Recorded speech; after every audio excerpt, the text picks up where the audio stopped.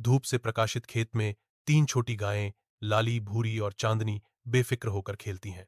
लाली साहस से भरी क्षितिज की ओर देखती है, रोमांच के लिए तैयार। भूरी हमेशा जिज्ञासु, आसपास देखती है, दुनिया में जवाब ढूंढती है। चांदनी हिचकिचाते हुए लाली और भूरी के करीब रहती है, उनकी उपस्थिति में आराम पाती है। किसान दूर से देखता है, एक सौम्य मुस्कान उसके होठों पर छाई हुई है, क्योंकि वह उनके मासूम खेल को देखता है।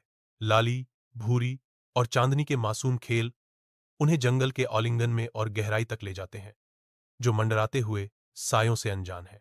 जंगल के घने पत्तों से खोए और ढके हुए उनकी हंसी डर में बदल जाती है। हमें डरना नहीं चाहिए, हमें मिलकर अपना रास्ता खोजना होगा, लाली घोषणा करती है। उसकी आवाज कांप रही है। भूरी की आशा भरी आंखें निराशा से भर जाती हैं। लेकिन हम अपना रास्ता कैसे खोजेंगे? मुझे कुछ भी समझ में नहीं आता। चांदनी के आंसू उनकी साझा भेद्यता की शुरुआत का प्रतीक हैं, जो उनकी दुर्दशा की कठोर वास्तविकता को उजागर करते हैं। गायें नदी के किनारे पहुंचती हैं। चौड़ी नदी से उनका रास्ता अचानक रुक जाता है। लाली को पास ही में एक गिरी हुई पेड़ की शाखा मिलती है। हम इस शाखा का उपयोग पुल बनाने के लिए कर सकते हैं। जैसे ही शाम ढलती है, गायें मैदान में लौट आती हैं। उनकी सिलहुटें फीकी रोशनी में कटती हुई दिखाई देती हैं। किसान राहत से भरे चेहरे के साथ खड़ा है, वापस आती गायों को देख रहा है।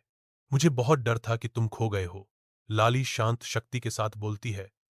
हमने एक साथ अपना रास्ता खोज लिया, भूरी अपनी नई बुद्धि से भरी आवाज में कहती हैं।